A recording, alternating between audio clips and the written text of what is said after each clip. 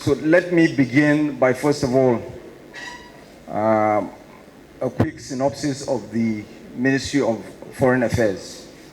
You see, the Ministry of Foreign Affairs is the unsung hero of ministries, because our job is to make other ministries, departments, and agencies look good. It is more or less the gate man outside, the megad, that opens the gate and closes it for people to come into the house and even go out. So what the President Bola Ahmed Tinubu administration has done is to come in with a robust foreign policy agenda, because Nigerians used to complain a lot that Nigeria doesn't have a foreign policy, because they remember how robust a foreign policy we had in the 70s and 80s when we were championing the fight against racist regimes on the African continent. Rhodesia, South Africa, Mozambique, Angola, Namibia, and so on and so forth. Many of us actually even went to school with people from these countries in secondary schools because they were being brought over here, and Nigeria was at the forefront. So the foreign ministry, then Ministry of Foreign Affairs, was very active and it was well funded. But gradually over the years, that declined until on the eve of President Bola Ahmed Tinubu being sworn in, NYSC, National Youth Service Corps, was better funded than the Ministry of Foreign Affairs, along with its 109 missions, embassies and consulates, and 4 or 5 parastatals. So the administration, Mr. President, introduced the 4D doctrine of foreign policy, which is the agenda for the administration. And those 4Ds are development, demography, diaspora, and democracy. And the fulcrum of that is strategic autonomy, which is really a 21st century fancy phrase for non-alignment, to engage all countries, because we're living now in a very dangerous world where instead of even a bipolar world, you have a multipolar world, you have many regional powers. So we have to find a way to navigate the dangerous, murky waters of international politics to get what we want. So 4D based on strategic autonomy. And the 4Ds, let me quickly run through them. Development. So the target is to get to employment for Nigerians. We have a youthful population. Double-digit growth through agriculture, manufacturing, and infrastructure. Prioritize trade, and in particular, you will see that a lot is happening with the African Continental Free Trade Area. I'll talk more about that later. In fact, coming in, one of the things we did was to push, because we came in, African Continental Free Trade Area was already up and running. Nigeria signed on late, even though it had been championing it, by no less a person than a late ambassador from the Ministry of Foreign Affairs. So he passed away, it lost steam, other countries signed on, and we woke up, the administration was coming in, Nigeria had nobody in there to attract foreign direct investment, of course. Transfer of technology is another one. With diaspora, we're looking at improving, of course, consular services. We've managed to achieve quite a bit there. But you have to also understand that we are the landlords, foreign affairs, but you have several ministries and agencies represented within an embassy. But anything that goes wrong is foreign affairs that gets blamed. So, you know, we're still working with the other MDAs to achieve as much as we can. Remittances, which contributes a lot. So we want to see how that can be supported, how that can be improved. Human capital gain, and then positive representation itself. We want members of our diaspora that are the first point of contact with foreigners to project a positive image of Nigeria, and we have to work with them towards achieving that. So for democracy, of course, it's peace and stability in the region, in Africa. As a matter of fact, it's one of the objectives, foreign policy objectives, that's enshrined in our constitution, which you cannot change unless you amend the constitution. Conflict resolution, a lot happens there. Fight against terrorism. And when we say democracy, we're not trying to force others to create themselves in our own image. No. There are different versions and types of democracy based on the idiosyncrasies of those countries. So let me drill down a bit real quickly. With development, I'm going to focus on the achievements, what we've been able to do thus far. As I said, we make others look good. It is more or less foreign affairs that starts the engine and then moves to one side and allows others to come and drive it, other ministries, departments, and agencies. We have been able to conclude an investment for 250 million euros from the Netherlands. You'll recall that Mr. President was in the Netherlands recently for waste to wealth. There's also the National Livestock Transformation Plan. All of us here are very familiar with peak milk, Friesland Campina, that's WAMCO. So they're partnering with the Ministry of Agriculture on that. Thank you. There's a $14 billion investment. So far, there's a $7 billion drawdown by Indorama. Indorama, as you know, is the company that is running LMA Petrochemical, an Indian company. And we're just returning from a trip to the US where we managed to work with the US government to put additional pressure on the US Congress to extend the AGOA, African Growth Opportunities Act, that they were looking to end.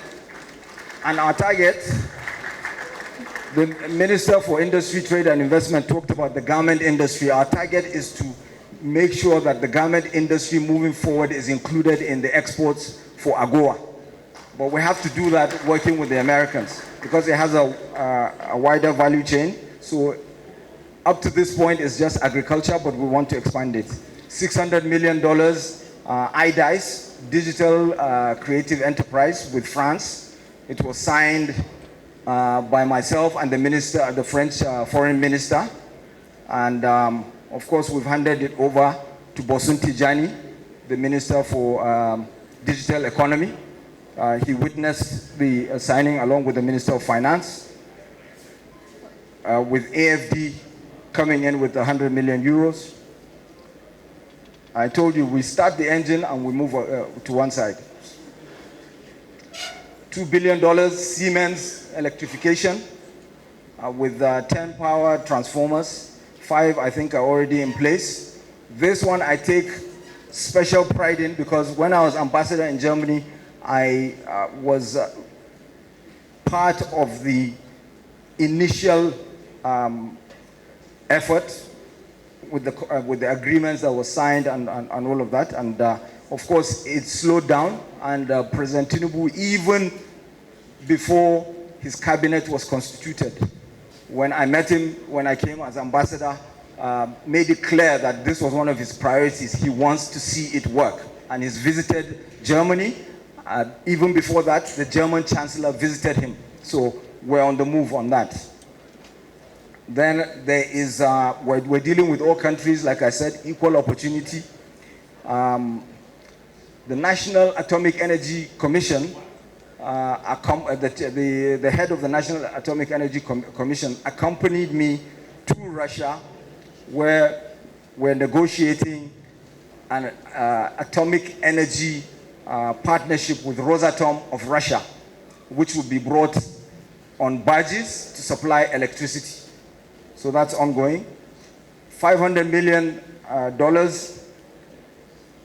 that's an MOU for LNG, but with Johannes Schutzer Energy of Germany and Riverside of Nigeria.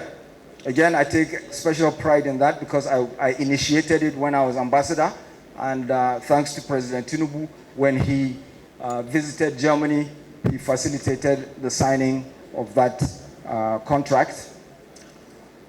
There's another one, Geoscan for lithium. They've come, they've signed with the Solid Mineral Development Fund. Again, this is something that I had initiated while I was ambassador. President Tinubu gave full support and then now the Ministry for Solid Minerals is running it. It's a $700 million contract, a project rather. We signed 7 MOUs with Qatar. On our recent trip to the US, we concluded the US Open Skies Agreement that was stalled since 2011. Now it's done. It's going to translate to cheaper tickets for Nigerians. Binational Commission. We just had a binational commission with the US, where civil society is to get $12 million for transparency. Stolen funds, again with the US, $53.3 million for a luxury yacht, Galactica. We are pushing the Americans to have it routed to rural electrification, because initially also it was to be routed through the World Bank, and the World Bank was going to charge interest or commission for it being channeled through, and we're saying to them, no, don't do that. Channel it through the African Development Bank instead. Then we have where there will be no charges, by the way. We established the Nigeria-Qatar Joint Business Council between the two chambers of commerce of Nigeria and Qatar. We are pushing robustly. We have secured and we're making it a reality for Nigeria to host the African Central Bank. I'm sure if you ask the Minister of Finance, he can explain all the benefits that would accrue if Nigeria hosts the African Central Bank. So I'm not going to dwell too much on that. So demography, priority visas for students, because so many countries, the developed countries, give admission to students and then they don't issue the visas. Some even commit funds. So we've been pushing very hard on these countries saying, look, if you know you're not going to issue them visas, then don't allow your universities to admit them and even allow them to commit funds, and then they don't get visas, and then they're sitting, they waste the whole year without going to school. So we're making progress on that. With all the activities going on, we've had about 300 engagements in and out of the country. There's an MOU with India, India's Lab 4, for business process outsourcing. I heard the Minister for Industry, Trade and Investment speak about business process outsourcing. 50,000, yes, to be employed over 3 years. So Foreign Affairs took the lead in opening those doors and making it a reality. MOU with Qatar for regulating employment. Again, part of our initiative, the diaspora is to, and demography is to negotiate with countries so that when Nigerians go out to work, they go out to work with dignity, with respect, and they will get the same pay as other expatriates from other countries. So we've signed that with Qatar. We're negotiating similar agreements with the US, with EU, And even if people are going to be deported, then it must meet the human rights criteria that applies to all others, regardless of which country they come from.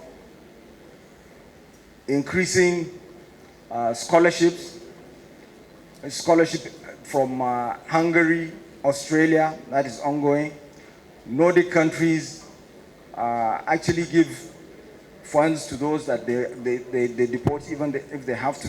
Like I said, that dignity for us is very important. Hosting of the AU African Humanitarian Agency. The team came in April to assess. It's very competitive. We believe we've done enough. Oh my God, 5 minutes only? No, you have to give me more time, please. UN, again, with foreign affairs in the lead, we have increased our maritime boundary by 16,300 square kilometers. And this is something that is very key for a country that has a population of 220 million and is expected to become 400 million by the year 2050. We're actually even looking to see if we can do more, get more territory. Nigeria also, of course, championed the global tax reform. The good work done by our team, the Palm Reps mission in New York. Of course, President Bola Ahmed Tinubu is currently the AU champion for human resources and health. Then, real quick, with diaspora, we're implementing the national diaspora policy, which is already signed. We have increased registration of the diaspora database by 10,890 Nigerians. We've engaged 300 diaspora professional bodies on image making, and the government as a whole has so far engaged with 10,278 diasporas in different countries all over the world. There's the release of Nigerians. The ministry handled that solely in Addis Ababa for visa infractions. We had them released quietly. A lot of the work we do is not known, and a lot we can't even say because of the security nature of it, or because we don't want to upset other countries. Also, China, there were people that had money stuck. It's been released. South Africa, the same thing. Digitization of consular services. We have a pilot going on in the UK. Year of return is currently ongoing. It's the AU year of return to see how we can attract diasporans with funds, with investment. Then finally, democracy. We are pushing very hard for Nigeria to become a member of the G20. We've campaigned, we've engaged with so many G20 members.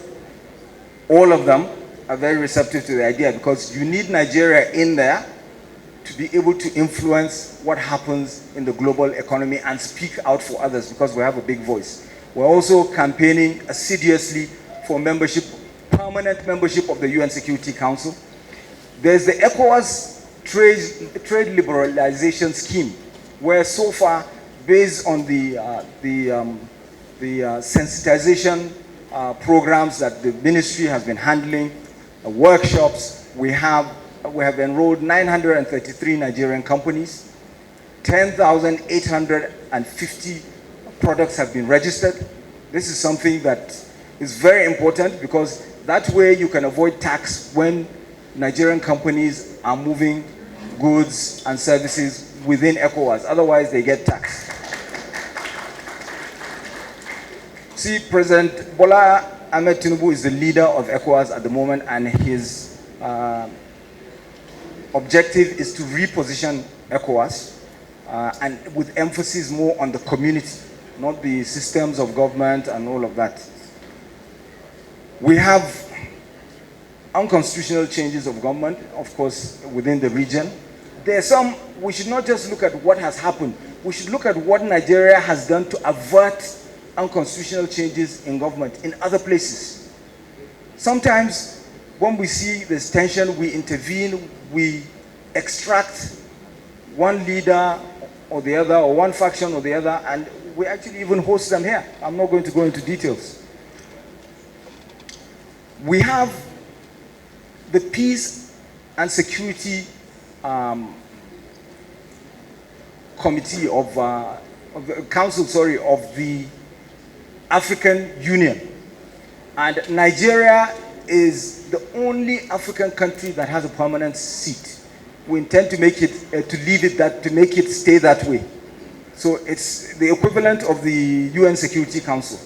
And there we have the Peace and Security Commissioner, a Nigerian, Ambassador Bankole Adeoye. We're campaigning to make sure that he remains there because he's doing a wonderful job. For soft power, we have the Technical Aid Corps. A lot of people don't know what it does. It helps supply teachers, administrative staff, and doctors, and so many other professionals to other African, Caribbean, and Pacific countries. So that is ongoing. It will continue, but we want to derive more benefit out of it. Apart from the election observer missions that Nigeria sponsors and participates in trying to strengthen democracy, because with democracy comes trade and comes benefits. We've been asked to mediate even in Sudan, for instance. Sudan has 8 million Nigerians. So if there's trouble in Sudan and we don't get involved, ultimately we could end up with a huge refugee crisis. Equatorial Guinea, we have a treaty that has been completed. They have an LNG plant, liquefied natural gas. They've run out of gas. We have gas, and we're neighbors. The idea is to supply them with gas. Mr. President will be signing that soon. There's so many other things that I cannot mention here because they're either sensitive or because the gentleman here is harassing me to get off the... Part of the problem is the situation that the new administration came and met. And of course, as you know, President Tinubu, when he came in, off the bat, focused on removing subsidy. So the whole idea is to stop subsidizing consumption and focus on subsidizing production. But at the same time, the government has faced other challenges, even though those macroeconomic reforms were taking shape. We were beginning to benefit from that. And then came the likes of Binance, crypto, and started undermining the gains that were made. So we had problems with our currency, depreciation, inflation, all sorts of things. So to cut a long story short, number one, we met a situation where foreign affairs was not being funded the way it should be. And then secondly, these sort of loopholes that were exploited by the likes of Binance. So it's a money problem. There's no point sending out ambassadors if you don't have the funds for them to even travel to go there. And then, of course, to run the missions effectively and efficaciously, you need funding. So that is it. But I assure you, we're working on it. Mr. President is very aware of it, and it will be done in due course. Better safe than never. With student visas, I've forgotten the name of the gentleman. I didn't quite hear his name, but the reason why I brought it up is because we're working on it. And you see, it's diplomacy. You have to negotiate with these countries. It's not something that they would not like it if I come out here now and tell you I did this, I said this to them, and we went back and forth. But I assure you, we're working on it, we're focused, and it is beginning to yield results. There are certain countries where we're actually even engaged with support of some organizations that facilitate these sort of admissions for foreign students and so on and so forth. And some countries are beginning to change in terms of their policy and their approach. But you will also remember that there was a committee set up under the Minister of Education to look into the issue of degrees from Republic of Benin, for instance. So it's also important that students, when they apply to schools, they make sure that these are schools recognized by Nigeria, by the Nigerian government, because there's so many quack schools out there, and we don't want them to end up there. With Siemens, we've had so many delays and obstacles in the past. You mentioned late Abba Kyari, his passing away. You mentioned, okay, you haven't mentioned it, I'll mention it. COVID was another major setback because the global supply chains ground to a halt. And of course, pricing of everything from transformers to all sorts of equipment also changed, so which requires some sort of negotiation. But I assure you that this administration is committed, fully committed, and we've already made, I told you about the transformers that are already in place. There's more to come. And there's also the Renewed Hope Infrastructure Fund to address these sort of things. Because the good thing about Nigeria when it engages other countries is it's not coming to the table with a begging bowl. We come with something to offer also. We're looking for partners that would meet us halfway. Thank you very much.